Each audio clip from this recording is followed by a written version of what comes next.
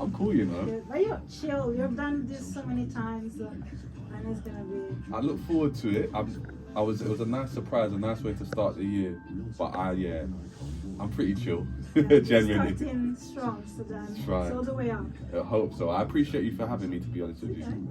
Good news is good news, you know what I mean? So I appreciate it. It's good. And you've been here before, so. I don't know if I've been in this room, but I might have, who knows. But I've been here before, yeah. Yeah, they have revamped everything, so. Funding, yeah? different. It looks nice, it looks nice. Riverside Radio. Good evening, Southwest London. You're tuning into Loud, Riverside Radio, here with Sandrine, your host, for the next hour. And we have something special for you. Joining us tonight, we have South London rising star, Jepeto. We'll be talking about his journey, his upcoming album, The Truth and Pretty, and his also his latest single, Go House. So, we do no further ado, so welcome here, Jepeto. How are you? What's going on? What's going on? I'm all good. I'm blessed to be here. Grateful to be here. It's great to have you here, Loud. So, how was your week? Ooh, my week was an interesting week. You know when obviously I work as well as do the music, so it's like I got 2 full-time jobs, and you still got to juggle your personal life and things like that. Mm-hmm. So it's been an interesting start to the year. But I was just saying to Jepeto Knockz with me in the building. Today I was at studio, gym, and then I've come here, so we're just trying to get it done. Good. So you are perfectly ready to get it started and just chat a little bit about your latest release. We're gonna talk about that. We're gonna play the song. But before we do that, just to give a little introduction to our listeners. So you are a Southwest London artist, rapper. And you have released your latest song that's from part of the trilogy of your latest project. And you're coming with something new as well. We're gonna talk about that a little bit more in depth shortly.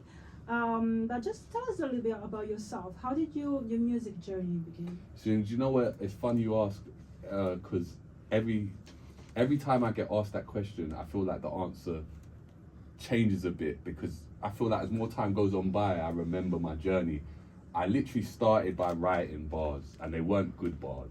But I was taking little notebooks from the school and writing bars since then. And I think the first time I touched a microphone, my boy, I think I was maybe in year 10, and he had a mic and set up at his house, and I recorded. It sounded terrible, but you know what I'm saying? Like year 10 is like 12 years old, something like that. Year 10 is like what? That's like 14? 14. 14, okay, I'd say.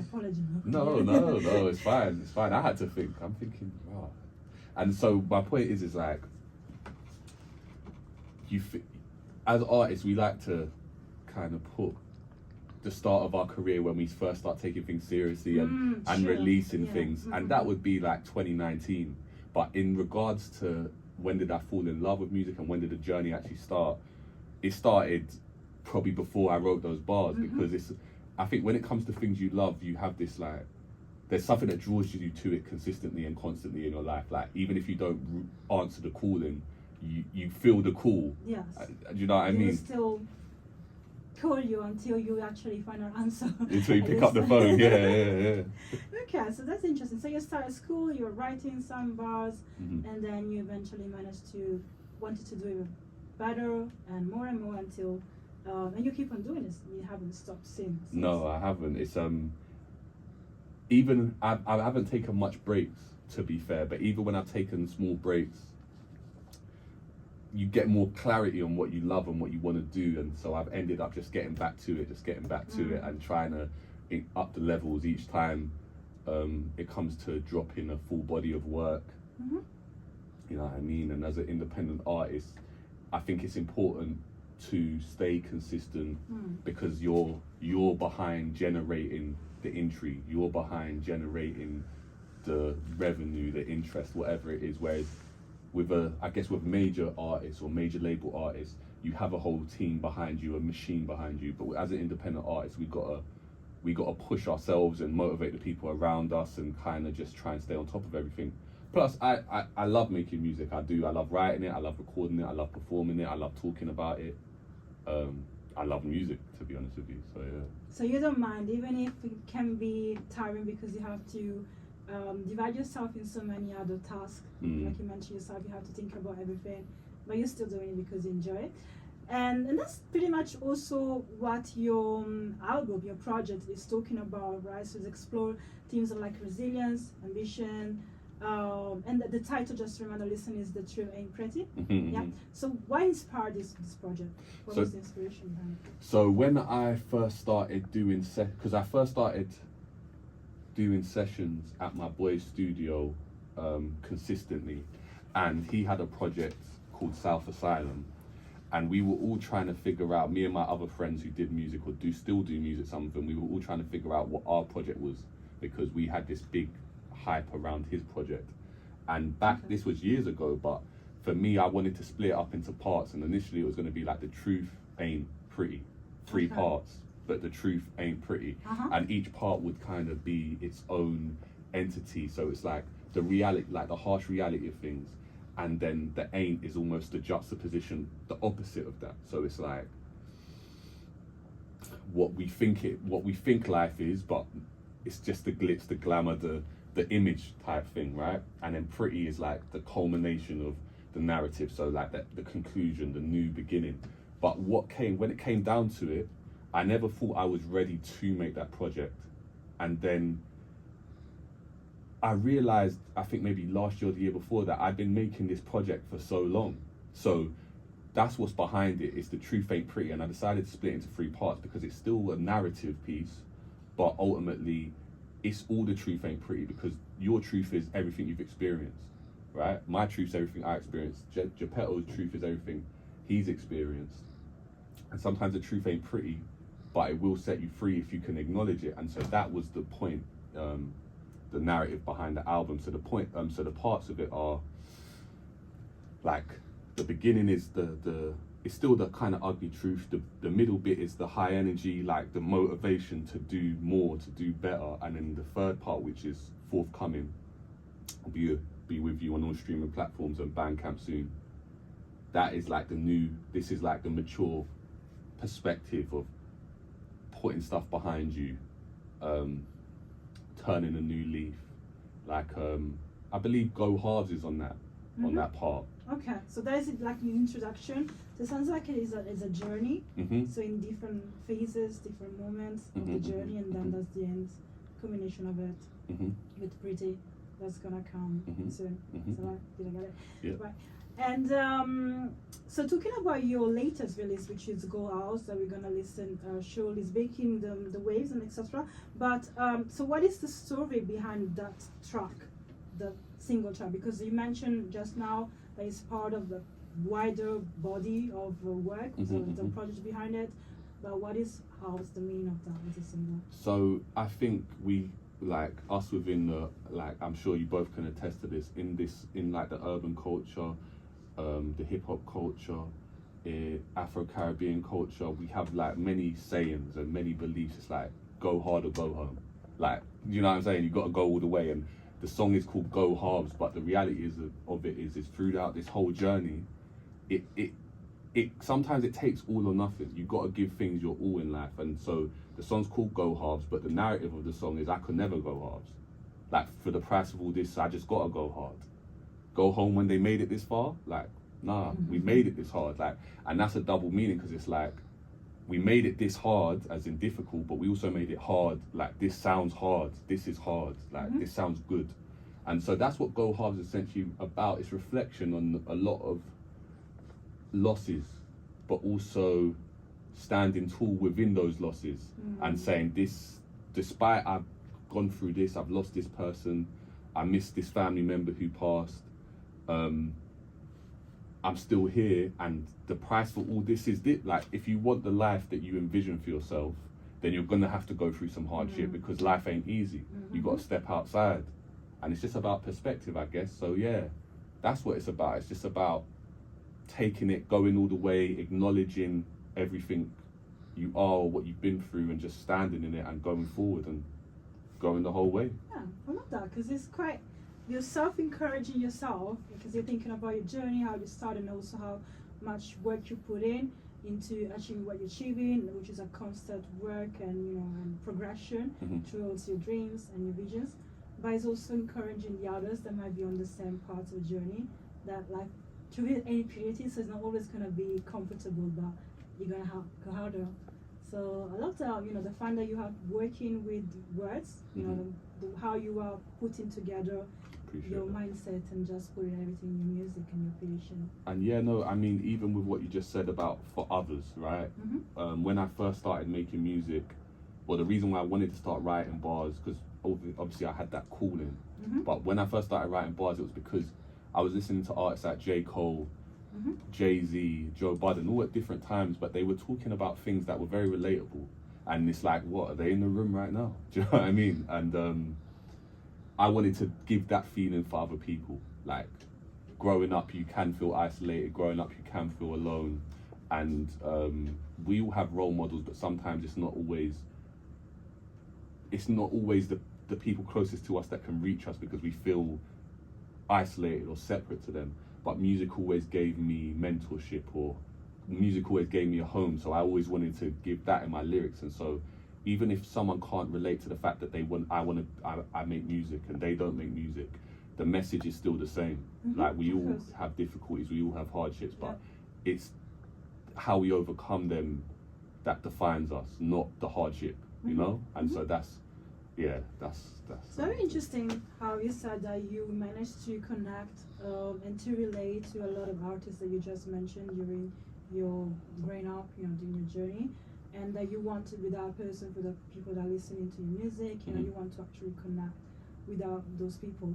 So do you find it easier to connect through music, or so what is your relationship with music itself? Is a self-expression, as a way to connect with others? I think so, and it's interesting you say that like that, because I don't think I would have put it like that, but it's true, and I haven't necessarily thought of it that way, but yeah, I guess to a certain extent, like when you're younger, you don't necessarily know how to address things or speak to people directly, and also growing up, you're not really allowed to speak your mind. Like, I don't know if it's different now, but back when I was growing up, you couldn't just say what you wanted to your parents, whereas music, no one can filter your notebook, no one can filter your rhyme book or your song. Your song is what it is. So yeah, like definitely the reasons I write, I'd say self-expression, motivation, but like also as it's that relate therapy as well, because it's exactly like you've been through stuff as like everyone else, and you can put all your thoughts together, just put it right in paper and make sense of everything that you're feeling or thinking. Exactly. So it's like a diary, but also it's entertainment for some people, because some songs are message driven, but some are vibe driven, and I've got those as well. So sometimes it's not it, and that's the evolution of it, because it was always about, I guess, my expression and my message, but as time went on and you mature, you want to create timeless music that doesn't just speak to the heart, but also speaks to like the soul of the community. And often those are the songs that make you want to dance, you know what I'm saying? Like when you look back at all those 80s classics, or a lot of those 90s classics, there may be a message, but there's that's secondary to the vibe sometimes. So there's that as well. Love that. Okay, let's put the song, so we should go out, and we're gonna talk more about that. Come on, it's smacking. Now it's a dream on Riverside Radio. CC on the beat.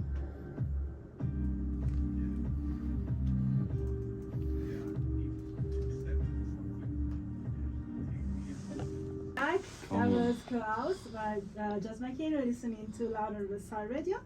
That was good. Thank you for sharing this. Smacking. So Appreciate you it. went straight to the point, go hard or go home, essentially. Yeah. So you talked about your journey, your hardships, but also your wins and everything.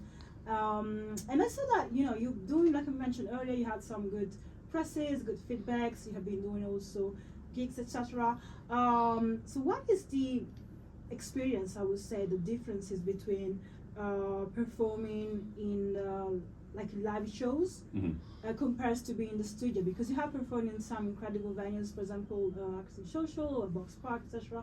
So what is the difference, for you? How do you feel by experiencing shows doing the shows in public venues in comparison to doing it in the studio? So I guess I've always looked at it I always knew at some point I'd have to go onto a stage, right? And the music is about performance. You record the song for people to listen to, but the culmination is the concert, the show. And everyone, I think, who does this wants to do the O2 or even the smaller ones like Brixton O2 and like, I don't know, what's the one in Manchester? Do you know what I mean? Like the massive arenas, and then you got the world ones like Madison Square Garden, places like that. You have these dreams of selling out these major shows. And so to me, you record for people to listen to, but also for the expression. The song might not come out, but the biggest expression is how you perform that, because I guess that leaves the lasting impression with people. Now, when I first started making music, I didn't have that in mind. But the more shows you do, I think it affects how you create your art as well, because you see how people react to certain things. It helps with your breath control. It helps with your understanding of the music. And really, you want to see your music touch the people. And the best way to do that is get out and get amongst it, because that's where people are. Life begins when you leave your house, you know what I mean? Yes, sure. And essentially, you're putting yourself out there, you're releasing your song, but that's the actually real-time engagement in real time that you can have with your audience, with your fans, with new people that might not know you, etc. So that's great. But talking about performances and talking about also, your story, because that's what it is about. How South London has shaped the story that you're telling through your music? Growing up, wherever me and my friends went in London, people would always know that we're from South London, and I think that's a very South London thing. I think everyone from South London feels like we're the capital of London, so to speak. And I think it shapes your environment, shapes your perspective to an extent, but also when you want to go beyond that, it's the foundation, and then you master your foundation and understanding of who you are, where you come from, and then you want to transcend that. And so I think it shaped a lot of me, like how I speak, maybe even to a certain extent my perspective. But I guess the dream is always to make it out of where you're from and make it bigger and make it better if you can. So I'd say like it shaped me and my thoughts and my actions to a big degree, but that's only part of it. Obviously I love South London. I feel like wherever I go, I'm repping it. I feel like you can hear it in my music, my influences. I reference it as well. But ultimately, I guess the dream is always to transcend where you're from and make it better and elevate the people around you, elevate your environment. But I mean, South London's home to me and I love it. They always say South people don't want to leave South London, like we don't want to live anywhere else. And I feel like that might be true, because I do love South London, you know what I'm saying? And it means a lot to me. I don't know if that answers your question. Yes, no. So I understand that that's where you're from, that's what have shaped you to be the person who you are. To an extent, To an extent, some perspective, etc. But you also gives you the motivation to go beyond and to reach different audiences as well, different type of people, and just, make it big. Like I said, you just don't want to be limited to where you're from. So that's the beginning but not the end, which is interesting, which is still part of your journey. In terms of influences, because you kind of mentioned some artists that you're looking at when you were younger, the way they write the lyrics, etc., the way they raps, etc. But in your personal life, has there been any close person that was an inspiration to you? Yeah, you know what? It's interesting you say that, but I feel like in many different ways, like I've got, like my grandma, she's a massive inspiration to me just as a person. That's the one that comes off the bat. Everything that she's overcome to be the person that she is, and like create such a big loving family. My dad, my mum, but in different ways, definitely. And then my friends, because when you're close with people, you understand maybe deeper than other people do their journey and their battle, and you respect it and respect all the things that they've overcome. And I mean, it may not be basic, but on a baseline level, I think people around you either can make you feel stagnant, or they can make you want to do more and do better and inspire you to do more. And so there's loads of like close people, like even my friends who do music, they've definitely made me a better artist, because no one's the finished article. Ironically, that's something my grandma will say, still says. It's like, we're not the finished article. So yeah, I think we take from our influences, borrow from our influences, and give back to become a more well-rounded person. So yeah, like my family inspire me in different ways. My friends inspire me in different ways. And then my friends who are artists, they've inspired me in different ways. Mm-hmm. You know what I mean? Well, that. So the support system is still there. It's just what keeps you grounded and reminds you also background, but also where you want to go. And the motivation that they give you and inspiration as well, which is great. I love the fact that you just take from everyone else, not just from your grandmother, from your mom, also from your friends, from other artists. Mm-hmm. Just take a little bit and then you make your own. For sure, I think the man who knows something knows he knows nothing at all. Mm-hmm.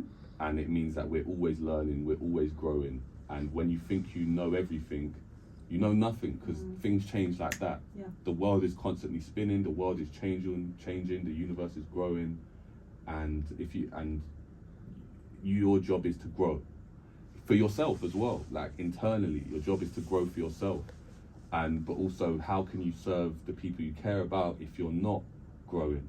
Do you know what I mean? If you still stay the same man that you were when you were 20 years old, do you know what I'm saying?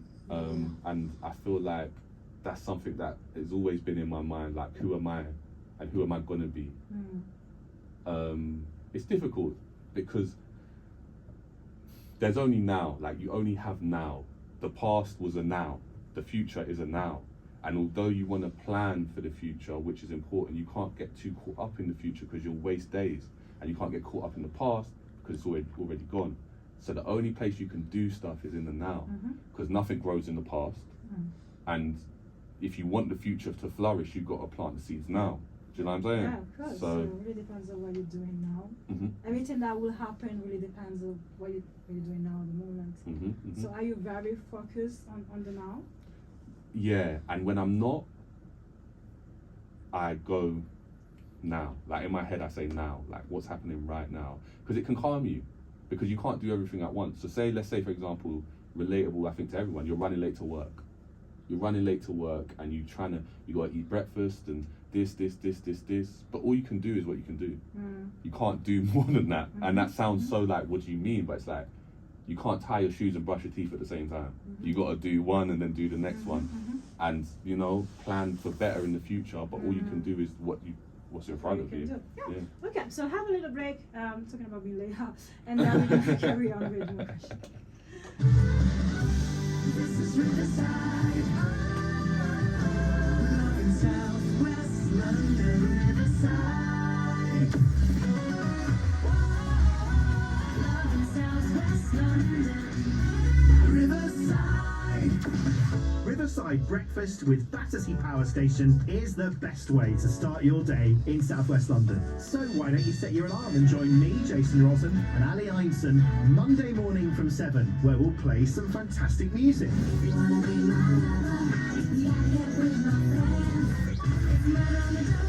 Loudest and Green beyond Riverside Radio. Back with my special guest, Jess McKinnon. So just like the song, we're talking about surviving. Reminds me of what we were saying a little bit earlier, talking about empowerment, talking about winning things, survival, loyalty, relationship, all these themes that you explore with your song. You're quite very introspective, right? Because that's what people have noticed about your songs, about the type of music that you write, and the message that you share with your songs. But talking about your personal journey, if you want to share with the people that are listening today, what are the lessons that you have learned during your music journey? If there is anything that you have survived, that you have learned, that you could share with our audience now. Like through the music itself, or life in general, just in music? Life in general, because sometimes they can. They do intermingle. Yes. I think. If you have learned. I definitely. I mean, it's like, where do you start? That's what I'm saying. It's like, where do I start? But no, with me, and with people in general, I think we can be it is up to us. We have to get over the finish line. We have to put in the work. But we can also be our own worst enemies. And I think when it's up to you to reach that goal or be successful, you see how you get in the way, right? You get in your own way, and there's times where I've got in my own way and I've made mistakes, and you try and learn from those mistakes. You've squandered an opportunity. You've made the wrong song. Do you know what I'm saying? It's like, who are you gonna be when the world's watching? And that's what you prepare for. You know what I'm saying? Like, who are you gonna be when the eyes are on you? Are you gonna rise to the occasion, or are you just gonna let it pass you by? And I feel like I've done both, to be honest with you. I don't think anyone's perfect, least of all me. So that's one of the lessons I've learned, is like, be ready, and be ready, be open, and don't get in your own way. Don't take things personal. I never used to really understand what that meant, because it's your journey, so how is it not personal? But what it means is, although it's you experiencing this, you could be anyone to that other person. It's not personal, that's just what's happened. And it makes it easier to take things and move forward with your life, because if you'll go around taking everything personal, then you'll just be stuck in your feelings. You know what I'm saying? And you're allowed to also, many things happening to you, influencing you, because sometimes it's not, like I said, it's not about you. So if you just go and you're just moved by everything that happens around you, you're not gonna get anything positively from exactly situations. And that's, I mean, even transcending your environment. At a certain point, the people around you want the best for you, but they want what's best for you based on what they think is best for you. That might not be what you think is best for you. And like, they might think you need to make this song, but you need to make that song. Do you know what I mean? And you've made that song and everyone loves it, and they'll love it. And that's the thing about being an artist, is you've got to trust yourself. Like they say, songwriting is a series of decisions. The beat, the lyrics, the performance, the release, the artwork, how you market it, whatever. It's a series of decisions, choices, and as you progress, you get better and sharper at making those choices. And I guess it reflects life. Do you know what I'm saying? It reflects life. Okay, so my next question would have been, what has been your biggest challenge? What I'm hearing is yourself. Sometimes you are your own biggest challenge. You can just... I guess so, to an extent. I mean, I used to smoke like every day. It's been a year and like 4 months now since I last smoked. And I think at a point I thought that was like it gave me my powers. And then you think to yourself, when you do something all the time, you think, what am I gonna be like without this? And it becomes a crutch. And so I think like that's been what that definitely became one of my biggest like weaknesses. I mean, that would like roughly what we're talking about. What you asked me, I would say at the time, I thought it meant so much. And it helped me meet, I guess, a lot of other people, because, you know, social smoking and things like that. But in the reality, it held me back, because be it financially, be it mentality wise, it's very hard to grow if you're constantly not in your right mind, so to speak. I'm being, because we're on radio, you know what I'm saying? But I know everyone's got their things and everyone's got their vices, but for me, that was definitely one of the things that held me back. And maybe I'd say held me back the biggest, because it kept me immature, kept me where I was at. And it wasn't until it helped me focus in on the music for sure, but that's nothing that you can't achieve, or I couldn't achieve myself. But everything for a time. So I'd say myself, my habits, my temper in the past. But that's life, and I don't judge myself for those things. We all grow past those, but those have been some of the biggest challenges. I genuinely think it's you versus you, and obviously it's not easy, quote unquote.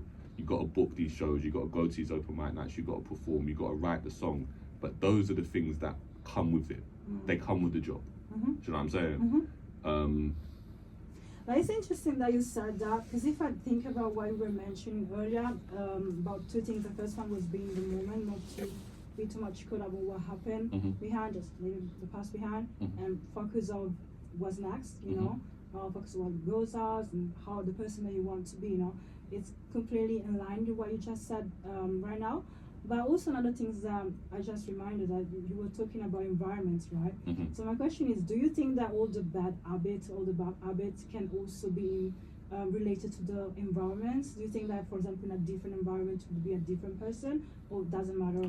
I definitely think that different environments will bring out different things in you. Definitely, like, I mean, I'm sure we're all aware of the term code switching, for example, right? And so with that is you directly trying to appeal to the environment that you're in and come off in a way that works in that environment, and that's something I think we were all taught growing up, that we couldn't maybe be our truest selves to succeed. We always had to wear a mask, so to speak. I mean, I'm dyspraxic, so I'm neurodivergent with ADHD as well, and so there's an element of like, how much of yourself can you be before people think you're weird, or this and that and that and this. So although I've been in these environments and I've indulged in them and enjoyed them, I've always been able to look inside from the outside, because growing up I was different, so I always felt like an outsider, and different isn't necessarily a good thing in this context. But I do think your environment can bring a lot out of you. But again, it's about the good that you take from it. Like some of those things that I don't look back on the things I did or who I was as like all bad. There's good and bad, and I have some of your fondest memories will be in those times, because it's the truth, and the truth ain't always pretty, but it will set you free. You know what I'm saying? So like. So you stick with that. Yeah, you're still strong in, you know, be real. That's most authentic that you can be in your messaging, who you are as a person, and also your brand. I was saying, yeah, it's you. That's who you are, with no mask and everything. But it's also about self-expression in your story, in your journey, that which is still going on. So we don't know where it's gonna take you. Hopefully to the top. And talking about the future, so how do you see yourself? What is next on the final chapter of the True and Creative? So next week, I believe on the 16th, the titular track, The Truth Ain't Pretty, that's coming out. That's featuring Bailey, the artist, a local singer that I work with. We did the album listening party a couple months ago, and that went well. It was very close to sold out, which I'm proud of. We're gonna have some more events that are in the pipeline. I mean, much like stand-up comedians, I still attend open mic nights. Even if I do my own shows, I still go to open mic nights, because I think it's important to hone your craft, to stay connected with the audience, but also perform and just networking, because you're an independent artist. So you've got to promote yourself, and even though we got all these like great tools on the internet, the best promotion is, as an artist, is step out on the stage and show them what you got. So we're going to be doing that. I've got a show next Friday in Brixton, ironically above the Ritzy, which is the last place I performed as well. Yes, had done quite a lot of performances in different parts of London as well. Yeah. So been all over East London, been all over South London, a couple in West London. I don't think I've performed in North, but I've definitely performed in Central. Some I've done headline shows, some I've just been on the bill, some have been open mic up here at the time. What else have we got going on? We got the Garage album, the return of Tracksuit Garage, which that's not the title, but it's the return of the Shortcut Home sound. That's going to come out this year, because as an independent artist, I think you got to have the stock, you got to have like the product. Do you know what I'm saying? You've got to keep the product coming, keep the people entertained, and obviously people like different things from me, and I'm multifaceted, so we've got that. We got some merch dropping soon. Stay tuned for that. So some Life of the Mac t-shirts that are gonna come out. I'm gonna be performing at Jepeto's and Adelo's show on, I think that's the first weekend of February. So that's coming up. So the tickets will be in their bio. Do you know what I'm saying? And I'm doing features. Like today, I laid a feature for an artist, Miz. I'm just working, and taking what comes. You're very, very, very busy, very active. Yeah, it's exciting sometimes, I guess. That's good. You don't stop. You're always in the move. And you kind of mentioned a few artists that you are collaborating with. Even your last single, Maybe in Another Life, was also in a collaboration. And in terms of future collaboration, do you see yourself collaborating with other artists? Is anyone that would like to collaborate with? I would love to. I mean, if we're shooting for the top, I would love to collaborate one day with like a Kendrick Lamar, a Kanye West, a Drake, a Jay-Z. I mean, if we're talking England, like Britain, London, I would love to like collaborate with Gigs, with Wiley, Kano, even like Adele, Ed Sheeran, but there's loads of independent artists that I collaborate with and I like for example, my guy Ray Khalil, Jepeto, Knockz and Adelo Plays, the Gaffer. Have been here, you know. Yeah. That's my guy. I'm on his mixtape I think I'm on like 3 songs on his mixtape. So shout out to the gaffer. And he mentioned, so that's pretty much a confirmation that there's no rivalry. If there is, it's like a healthy rivalry, but you guys really work together. There's a proper community around the genre, but also music as an artist in general, which is lovely. Yeah, that's my guy. Like, he performed at my album listening party. You know what I'm saying? So I got time for him. Anna Santos, she's on my album. Bailey, the artist. Music is always a collaboration because you write your bars, but I don't make the beats. You know what I mean? I write the bars, but I don't write the beats. I don't make the beats, so that's a collaboration. Then you might have an engineer. I sing on a couple songs, you know what I'm saying? But I'm not a singer, so then you got to get the singers. And then if you want a live instrument, live band, you can't be. It's not always a one-man band. You know what I'm saying? So do you enjoy collaborating? For sure.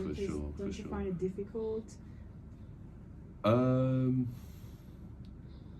I've spent such a long time writing, maybe decades plus of writing, that you get to learn your perspective and who you are. And once you know who you are, the rest falls into place. Because, for example, I've got this verse, this beat gets brought to me. I might write the verse for this beat. I have an idea of where to take it. It's like a film. You might have the script, but you got to take it to the director or the camera, do you know what I'm saying, the producers, and they put their little touch on it. So everything can be tweaked until it's out, and then even when it's out, it can be tweaked. So I think the struggle with collaboration is scheduling. Sometimes it's just the scheduling aspect of it. It's not always like the tune itself. It's like once it's done, and if it needs to be changed, it can be changed. But working with other people, there's fun in it, especially. And you can learn from others as well. Well, yeah, I guess that's how hip hop really started. It wasn't always even about the rappers. It was about the DJ and the beats and then the dancers, and then the MCs came along to it. Do you know what I'm saying? And that's collaboration. And everyone's got their own styles and everyone's got their own perspective because they've all got their own life. So I think it just makes the film better because that's what it's like. It's a film. It's a movie. Do you know what I'm saying? It's a composition of different elements at the end of the day. So that's good that you find, you enjoy doing that with others. That's great. There's a big community in London, especially in like live performances as well. So there's a lot of events going on all the time. And in terms of your future projects, where can you find your works? How can you connect with people that are listening to you? So if you want to find me, I'm on all platforms as JUSMACCINN. That's Just Mackin. So that's on socials, that's on Spotify, Apple Music. My older stuff will be under J Mac on certain platforms, but if you need to find it, you can always just drop me a message and I'm gonna send you the link. I'm on Bandcamp, so if anyone's interested in paying directly to the artist, myself, then it's on my Bandcamp website, which is JUSMACCINN. Everything's on iTunes. Also, like, me and my producers, like Cassius Clifford and DJ Hacker, we spent a lot of hours like crafting this music and putting in hours. So if you like what you hear, like, and you want to reach out to us, never feel a way to reach out to us, because I think as artists, we love to see the impact that our music makes on a large scale, but also a small scale, because everyone that's at a show, like every single person has to buy a ticket to make a crowd, and the crowd is full of individuals, the same way the forest is full of trees, you know what I'm saying? So yeah, man, you can reach me on JUSMACCINN, and that's on all socials and all streaming platforms. Lovely. And you just kind of mentioned that, because obviously you need the crowd, because otherwise who are you doing this for? But in terms of support, in terms of feedback, what was the reception that people are giving to your crowd so far? Anything that have stuck out so far, and kind of message somewhere that have said anything particular to you? So one thing that's very interesting to me, and I think this might be similar for a lot of independent artists, is that other artists, be it rappers, singers, producers, photographers, I think they respect my consistency, but they also respect my message and they enjoy the music. And I think maybe the casual listener will enjoy it, but maybe because I'm not a household name yet, it doesn't have that same gravitas. They don't gravitate to the same way. But I definitely think like everyone has their own different favorite song, And I feel like the best reception I always get is to kind of like the garage stuff or the more hip hop based rap stuff. So like Go Hard, for example, Maybe in Another Life, Midnight Skank Part 1, and then the garage side of things. So things with a message or things that are directly just vibe. I think those are the things that shine through the most. But yeah, I've had different people contact me about the music, be it artists or fans. You know what I'm saying? Okay, that's great. So that's very encouraging. And keep on producing music. I know that's more coming. It's been amazing having you here on the live show. Thank you for sharing your stories. And also, just to remind our listener, Go House is out, so keep on streaming. Make sure that you check all the platforms. You already mentioned that you're pretty much everywhere, so when people want to connect with you, they know how to do it. And thank you again for listening to Loud every Friday here. See you next week, and have a fantastic weekend. Come on, tune into Loud on Riverside Radio. Signing off, smacking. Thank you. See you. Bye. Bye. Perfect. Come on. Thanks for having me, man. Lovely work. Huh? Lovely work. No, thanks.